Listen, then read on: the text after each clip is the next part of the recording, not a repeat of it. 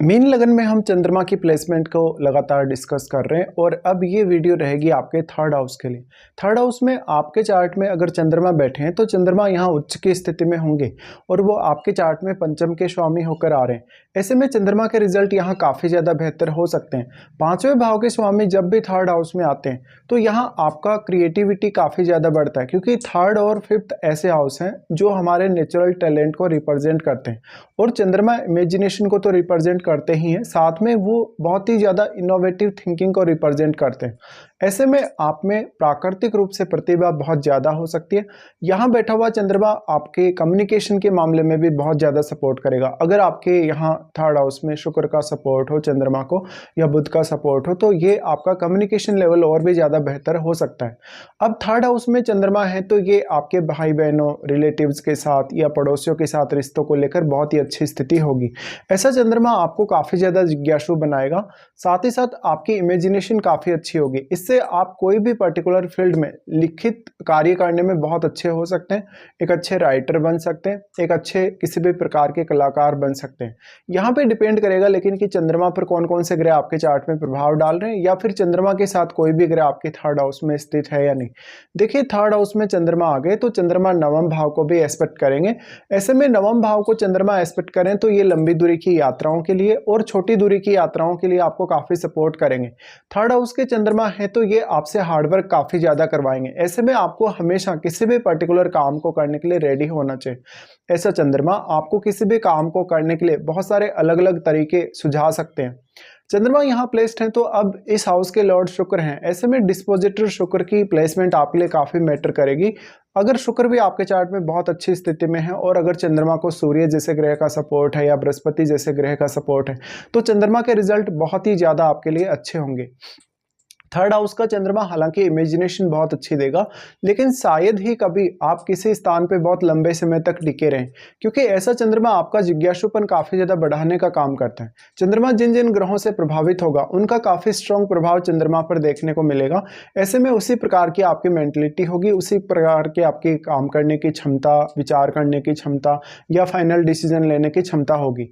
अगर कोई भी ग्रह चंद्रमा के साथ बैठा है या कोई भी ग्रह चंद्रमा पर अपनी दृष्टि भी डाल रहा है तो चंद्रमा पर काफ़ी स्ट्रॉन्ग प्रभाव पड़ेगा।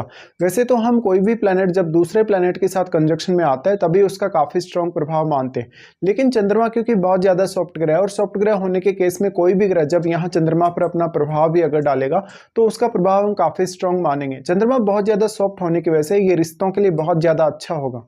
देखिए, थर्ड हाउस में नॉर्मली हमें किसी ना किसी बहुत एग्रेसिव ग्रह या कोई बहुत फायरी ग्रह का सपोर्ट चाहिए जब यहाँ चंद्रमा बैठे, क्योंकि थर्ड हाउस वो हाउस है जहाँ से आपकी रिस्क टेकिंग एबिलिटी स्टार्ट होती है, जहाँ से आपका वो एफर्ट स्टार्ट होता है, जहाँ पर आप ज़्यादा सोच विचार नहीं करते और एक बड़ा रिस्क लाइफ में आपको लेना पड़ता है। ऐसी स्थिति में अगर यहाँ सूर्य का सपोर्ट हो, इवन अगर यहाँ मंगल का सपोर्ट हो तो ज़्यादा बेहतर रिजल्ट हो सकते हैं। जहाँ जहाँ भी आपको जीवन में कुछ तकलीफें या दिक्कतें आएंगी वहाँ पर आप बहुत ही अच्छे तरीके से डिसीजन ले पाएंगे। चंद्रमा के साथ वास्तव में आपके चार्ट में थर्ड हाउस में कौन सा प्लैनेट बैठा, वो प्लैनेट जो होगा वो अपना काफ़ी स्ट्रॉन्ग प्रभाव चंद्रमा पर डालेगा। साथ में नवम भाव में बैठा हुआ ग्रह भी अपना प्रभाव चंद्रमा पर डालेगा। तो जो भी ग्रह आपके थर्ड हाउस में आ गया अब वो आपके चार्ट में किसी ना किसी भाव को रिप्रेजेंट कर रहे हैं और उन भावों का जो संबंध है वो थर्ड हाउस से यहाँ दिखा रहा है। ऐसे में अपना कारकत्व या अपनी एनर्जी वो थर्ड हाउस में डिपॉजिट कर रहा है, तो आपकी मेहनत, आपका हार्डवर्क उस पर उस ग्रह का बहुत बड़ा रोल होगा। साथ में अब ऐसा ग्रह अगर हो जैसे बृहस्पति जैसा ग्रह है, बुध जैसा ग्रह है, तो आपके लिए पढ़ने लिखने से संबंधित कार्य करने के लिए बहुत अच्छा रहेगा, आपके कम्युनिकेशन को स्ट्रॉन्ग करेगा। लेकिन अगर राहु केतु जैसा ग्रह है, शनि जैसा ग्रह है, तो आपका एफर्ट उतना ही ज़्यादा बढ़ जाएगा और भी ज़्यादा। तो चंद्रमा के साथ बैठा हुआ ग्रह आपके लिए काफ़ी मैटर करेगा। साथ में वो ग्रह आपके नवम भाव पर भी अपनी दृष्टि डालेगा, तो वो नवम भाव से जुड़े हुए रिश्तों और नवम भाव के कार्यों को भी प्रभावित करेगा।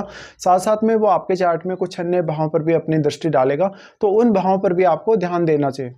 अब आपके नवम भाव में जो बैठा हुआ ग्रह है वो चंद्रमा पर अपना पूर्ण रूप से प्रभाव डाल रहा है और चंद्रमा भी अपना पूर्ण रूप से प्रभाव डाल रहे हैं नवम भाव पर। ऐसे में नवम भाव में बैठा हुआ प्लेनेट आपके लिए काफ़ी इंपॉर्टेंट हो जाता है। उसके बाद आपको देखना होगा कि वास्तव में आपके पंचम भाव में कौन सा प्लेनेट बैठा है, क्योंकि वैसे तो हम ये मानते हैं कि किसी भी भाव का स्वामी जब दूसरे भाव में जाता है तो वो हाउस उस दूसरे वाले हाउस से कनेक्ट होता है, लेकिन इस केस में क्योंकि पंचम भाव और थर्ड हाउस दोनों ही कहीं ना कहीं बहुत ही ज़्यादा एक दूसरे से इंटरकनेक्टेड हैं, क्योंकि दोनों ही आपके नेचुरल क्षमता या नेचुरल टैलेंट को रिप्रेजेंट करते हैं। अगर आप थर्ड हाउस और फिफ्थ हाउस की क्वालिटीज़ को एक साथ यूज़ करेंगे तो आपकी कार्य क्षमता हमेशा बहुत ही ज़्यादा बढ़ जाएगी और कोई भी इम्पॉसिबल से इम्पॉसिबल काम को आप इजीली कर लेंगे। ऐसे में आपके फिफ्थ हाउस में बैठा हुआ ग्रह का रोल भी आपके लिए उतना ही ज़्यादा महत्वपूर्ण है जितना यहाँ थर्ड हाउस में बैठे हुए चंद्रमा का रोल। तो फिफ्थ हाउस में कौन सा प्लैनेट बैठा है, वास्तव में वो प्लैनेट कौन कौन से भावों को यहाँ कनेक्ट कर रहा है साथ में, या वो आपके चार्ट में कौन कौन से भावों का स्वामी है, ये आपको देख लेना चाहिए। साथ में वो प्लैनेट आपके 11th हाउस पर भी अपना प्रभाव डालेगा या अपनी दृष्टि डालेगा और कुछ अन्य भावों पर भी अपनी एस्पेक्ट या दृष्टि डाल सकता है, तो आपको उस पर विचार करना चाहिए। इसके अलावा ऐसा जो चंद्रमा होगा वो आपका हायर स्टडीज़ में काफ़ी सपोर्ट करेगा। हो सकता है शुरुआत में आपके जीवन में उतनी ज़्यादा स्टेबिलिटी ना हो, लेकिन लेट एज तक आप काफ़ी ज़्यादा स्टेबल नज़र आएंगे और आप काफ़ी मेहनती भी होंगे। ये मेहनत आपके माइंड से भी हो सकती है या फिजिकली भी हो सकती है, दोनों ही प्रकार से। लेकिन यहाँ पर ये मेहनत आपके दिमाग की मेहनत या आपकी मेंटल हार्डवर्क ज़्यादा होने के चांसेस हैं, क्योंकि आप बृहस्पति से संचालित होने वाले पर्सन हैं। अब देखिए, जो थर्ड हाउस का चंद्रमा है, अगर आपको चंद्रमा की महादशा होगी तो ये सारे के सारे रिजल्ट्स आपको काफ़ी स्ट्रांगली सामने आएंगे। लेकिन अगर मान लो आपको चंद्रमा की महादशा नहीं है, लेकिन चंद्रमा पर प्रभाव डाल रहे ग्रहों की महादशा आपको है, तो ऐसे में आपको उन ग्रहों की जो महादशा है उसमें भी चंद्रमा से रिलेटेड प्रभाव देखने को मिलेंगे।